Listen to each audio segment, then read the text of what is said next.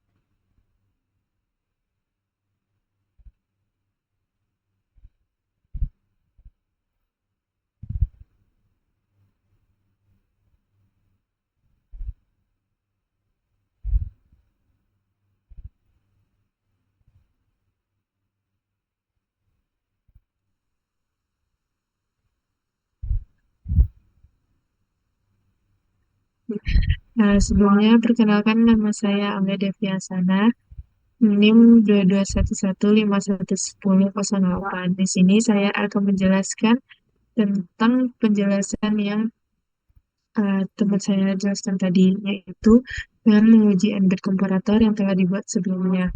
Di sini kita akan menentukan A dan B itu memiliki lebar 12 bit, di mana terdapat register A dan B. Terus terdapat where smaller, where equal, dan where greater sebagai output dari komparator. Nah, di sini terdapat S monitor, di mana digunakan untuk mencetak hasil perbandingan setiap perubahan nilai A dan B. Terdapat lima pengujian, di mana A sama dengan X dan B sama dengan X, maka nilai dari smaller, equal, dan greater itu sama dengan X. Ketika A-nya sama dengan 0, B sama dengan 0, maka nilai equal sama dengan 1 karena nilai A sama dengan B. Ketika A sama dengan 5 dan B sama dengan 99, maka nilai smaller 1 dan nilai yang lainnya itu sama dengan 0 karena A kecil dari B. ketika A sama dengan 66 dan B sama dengan 66, maka nilai equalnya sama dengan 1, sedangkan smaller dan greaternya itu 0. Karena nilai A sama dengan B. Ketika A sama dengan 100 dan B sama dengan 47, maka nilai greaternya itu akan 1, karena nilai dari A itu besar dari B. Selanjutnya yaitu tentang binary encoder dan decoder. Binary dan decoder itu menerjemahkan data biner yang dikodekan dari satu format ke format lain. Sedangkan binary encoder itu tuh dia melakukan kebalikan dari decoder, yaitu mengubah suatu format menjadi format biner. Nah, binary decoder itu akan mengubah nilai n bit input menjadi dua dua pangkat n output, di mana decoder ini hanya satu dari dua n outputnya yang akan aktif untuk setiap kombinasi input. Eh, Dapat dilihat dari tabel, ketika inputnya hanya 2, maka outputnya 2 pangkat N sama dengan 2 pangkat 2 sama dengan 4. Nah, skema ini disebut sebagai one hot coding karena hanya satu bit dari output yang bernilai 1, sementara yang lainnya 0. Mungkin sekian dari penjelasan saya lanjutkan kepada teman saya.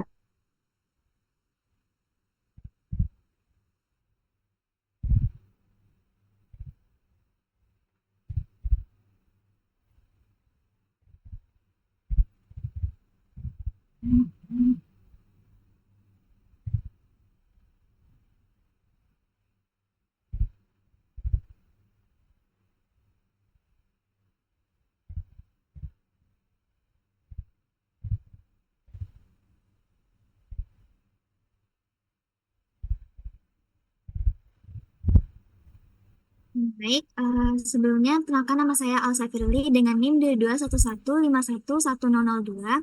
Di sini saya akan menjelaskan mengenai Verilog Combination Design, yaitu binary encoder atau decoder. Pada contoh sederhana ini, pada binary decoder ini terdapat dengan mengubah n bit menjadi 2 bit decoder, atau mengubah n bit input menjadi 2 n output. Misalnya dengan 1 bit input akan menjadi 2 bit output, atau 3 bit input akan menjadi 8 bit output, seperti pada gambar ini, yaitu DM74LS138. Dengan contoh sederhananya ini akan menggunakan gerbang NOT untuk menghasilkan output yang berlawanan dengan input.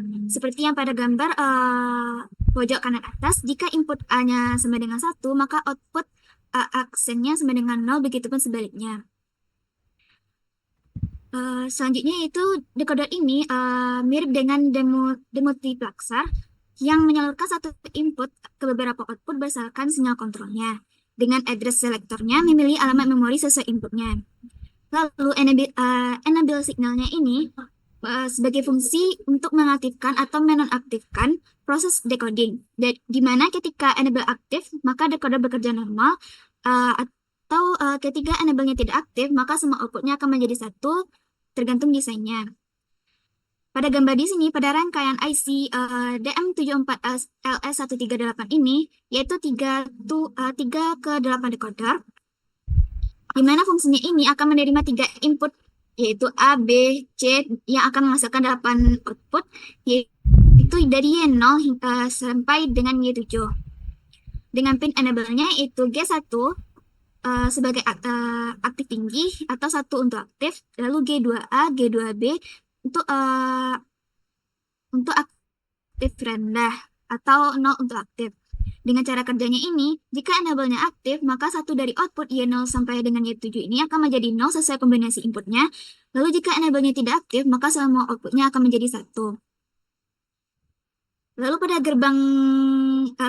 pada rangkaian gerbang internal ini, di mana komponen logikanya ini ada gerbang N, gerbang NOT, dan gerbang N untuk enable. Di mana gerbang N ini untuk memilih output berdasarkan kombinasi input A, B, C, lalu gerbang non-nya ini untuk menghasilkan kombinasi sinyal yang tepat. Lalu gerbang N untuk enable ini untuk mengontrol aktif atau tidaknya rangkaian berdasarkan sinyal enable-nya. Lalu selanjutnya, pada latihan ini akan menjelaskan untuk mengimplementasikan menggunakan file bernama decoder and bit Verilog. Dengan decoder ini memiliki 3 bit input yaitu A0, A1, dan A2, lalu dengan 8 output dari Y0 hingga Y7, serta sebuah sinyal enable I. Ketika sinyal enable ini aktif, maka salah satu output akan menjadi 1, lalu sesuai kombinasi input, lalu sementara yang lain akan 0 jika enable-nya tidak aktif. Semua output akan 0. Dengan pada program ini tertera di mana modul decoder and bit ini untuk mendefinisikan modul bernama decoder and bit ini sebagai awal dari program. Lalu parameter N3-nya ini untuk mendefinisikan parameter N dengan nilai default 3 untuk menentukan jumlah bit inputnya. Lalu input A ini untuk mendefinisikan input selector sebanyak N bit 3 atau 3 bit. Lalu input enable ini untuk mendefinisikan sinyal enable sebagai input. Lalu untuk output rec ini output rec Y ini untuk mendefinisikan output berukuran 2 N bit atau 8 bit sebagai register. Lalu pada blok always ini untuk dipicu setiap ada perubahan pada inputnya, di mana jika enable-nya sama dengan 0, untuk mengecek jika sinyal enable ini tidak aktif atau sama dengan 0. Jika enable-nya 0 ini, maka semua output Y diatur menjadi 0. Dan jika enable-nya tidak aktif, maka satu output akan 1 sesuai dengan kombinasi input A. Untuk menggunakan operasi shift-nya itu. Mungkin sekian dari saya, mungkin dilanjutkan kepada teman selanjutnya.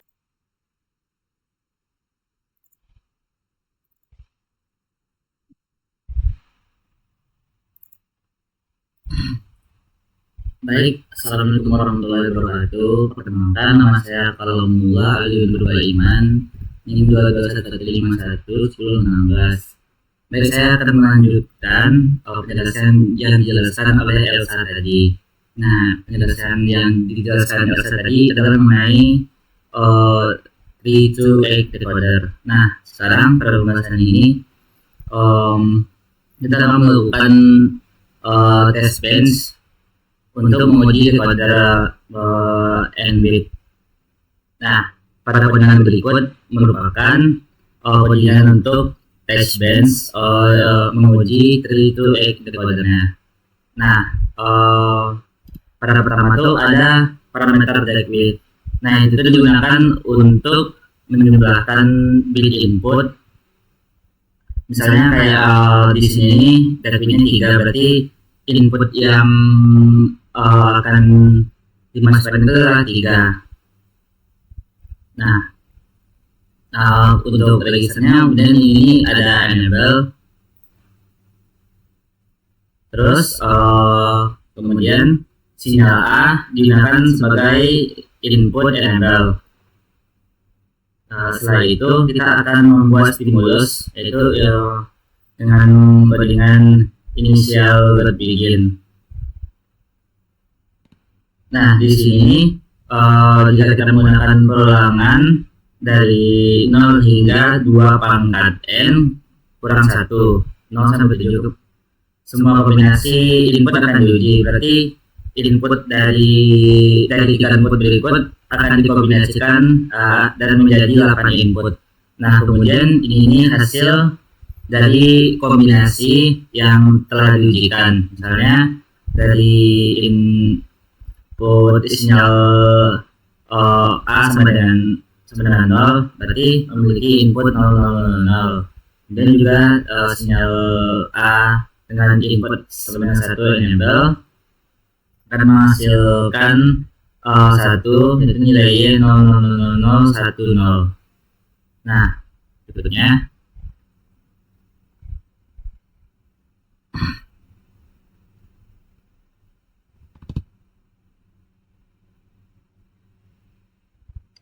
Nah, pada materi berikutnya yaitu membahas tentang binary decoder yang digunakan untuk mendesain decoder 4 to 16 dengan menggunakan 2, 3 to 8 decoder dan sinyal enable. Nah, pada desain ini merupakan adalah desain input, desain dengan 4 input. Nah, desain ini mempresentasikan output dari bilangan biner 0 hingga 15. Kemudian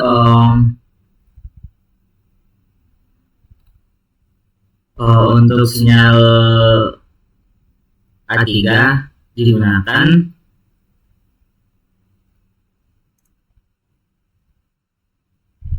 kemudian sinyal A3 ini digunakan sebagai selektor untuk mengaktifkan decoder pertama.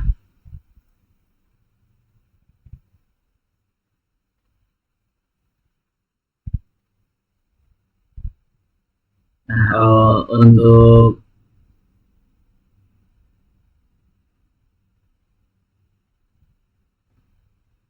pada input 0 A0, sinyal A0, A1 dan A2 digunakan sebagai input 3 to 8 decoder pertama. Kemudian pada sinyal 3 akan digunakan gerbang OR untuk mengaktifkan sinyal enable. Nah, dari sinyal tersebut juga akan dihubungkan dengan 3 to 8 decoder input yang kedua dan menghasilkan sinyal dari 0 sampai 5 dan menghasilkan output dari 0 sampai 15. Dari 4 input saja akan menghasilkan 4 output yang akan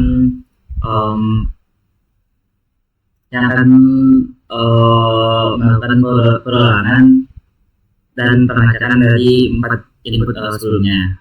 Nah, materi berikutnya adalah tentang 3 to 8 decoder yang menggunakan basis pembangunan Verilog. Nah, pada gambar berikut sama seperti sebelumnya merupakan gambar dari 4 output untuk menghasilkan 4 input untuk menghasilkan 16 output yang berbeda. Nah, yang pada garis merah ini merupakan 3 to 8 decoder yang pertama. Nah, pada codingan berikut merupakan codingan untuk mengkombinasikan dari 3 input biner yang berbeda untuk menghasilkan 8 output. Nah, outputnya akan dihasilkan oleh 3 to 8 decoder yang pertama. Nah, yang pertama itu input 20A dan ada input enable dan output register. Nah, pada tersebut itu adalah dengan dari 3 input dan menghasilkan 0 sampai 7 output. Nah, prosesnya yaitu jika enable sebenarnya 1, kombinasi input akan menentukan output yang aktif dan hanya ada 1 output yang aktif di antara 0 sampai 7 bilangan biner. Nah, kemudian dengan codingan tersebut akan menghasilkan output yang seperti berikut.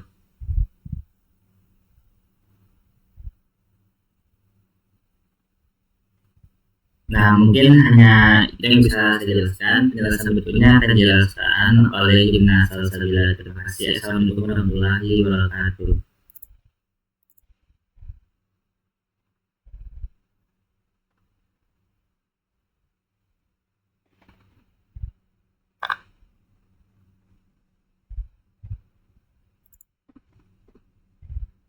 Baiklah, perkenalkan nama saya Azahra Yumna Salsabila dengan NIM 221151-2012.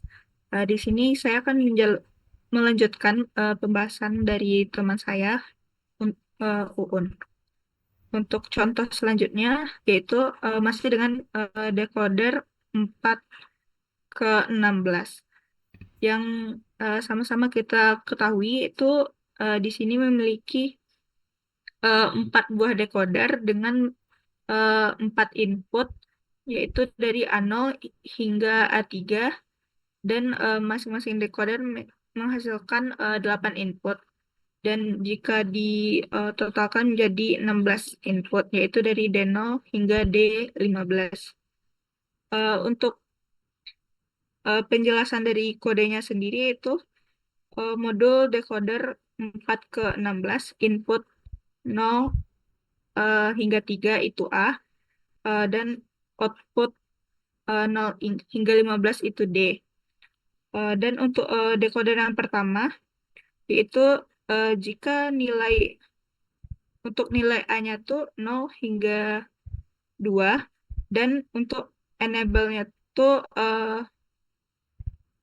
enable-nya akan bernilai 0. Untuk enable pada decoder yang pertama itu harus 0 karena terdapat not di sana, dan sedangkan untuk decoder kedua itu enable-nya harus 1.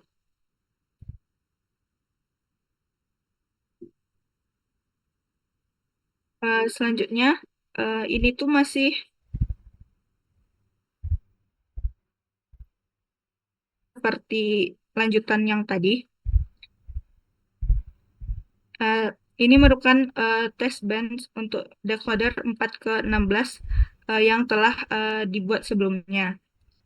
Dan ini digunakan untuk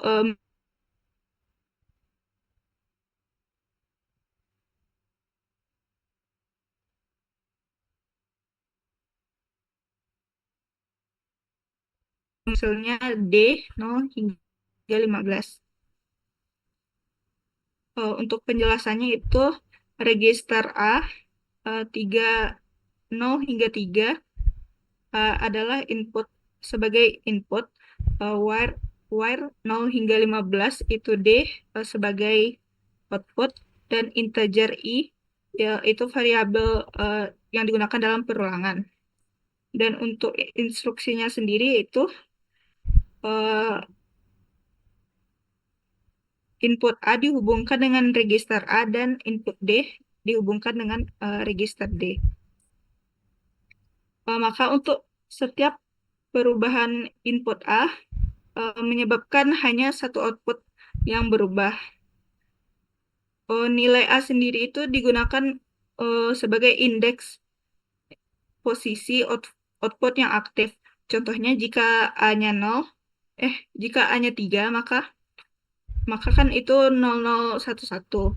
Maka yang aktif itu D3. D3 yang aktif, atau satunya tuh berada pada posisi ketiga.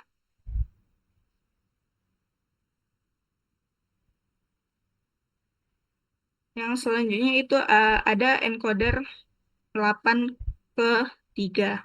Encoder sendiri itu mengubah input 8 bit menjadi output 3 bit. Yang mana inputnya sendiri itu dari D0 hingga D8. Maaf, ini sepertinya ada yang salah. Dan outputnya itu Y0, Y1, dan Y2.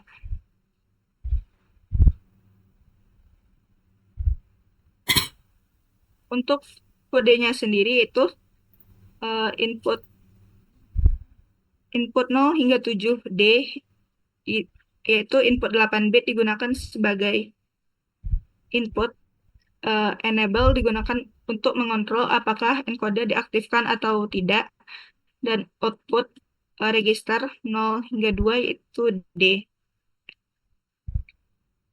Di mana setiap input D memiliki output Y yang sesuai dengan representasi dari binernya. Dan jika lebih dari 1 bit yang aktif di D atau tidak sesuai kondisi, maka Y diberi nilai default 000 untuk mencegah latch. Mungkin hanya itu yang dapat saya sampaikan. Slide selanjutnya akan dijelaskan oleh teman saya.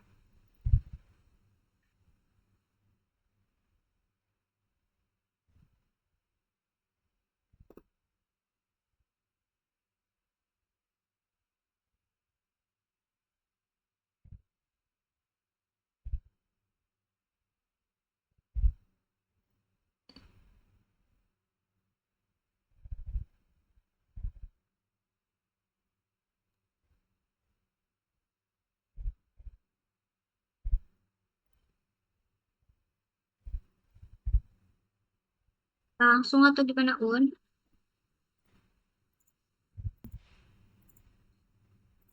Langsung aja langsung aja. Kok aneh ya?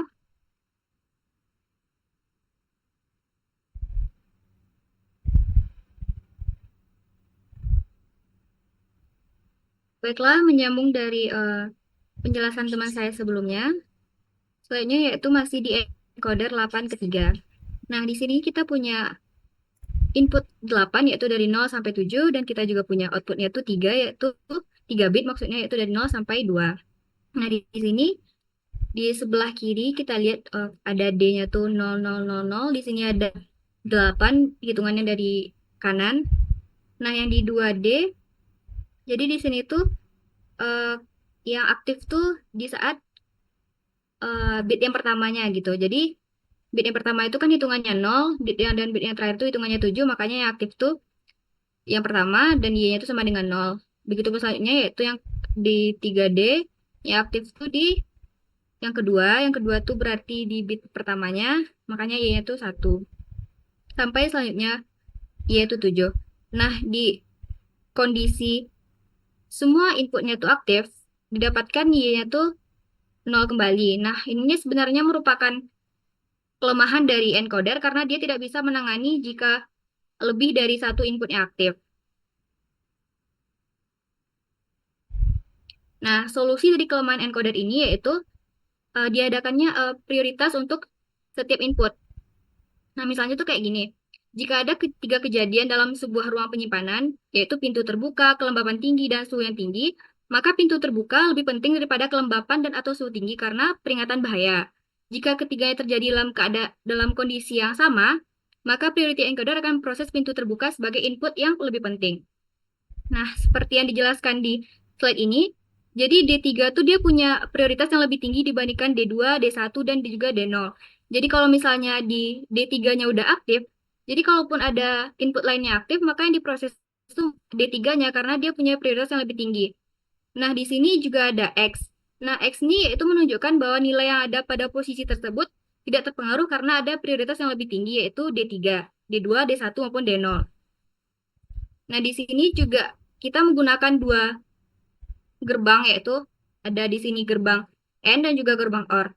Nah, gerbang N ini digunakan untuk mendeteksi input dengan prioritas yang lebih tinggi, sedangkan gerbang OR digunakan untuk menentukan apakah output harus diaktifkan berdasarkan input dari prioritasnya. Sekian penjelasan dari saya dan teman-teman saya. Mohon maaf jika banyak kesalahan dari kami. Assalamualaikum warahmatullahi wabarakatuh.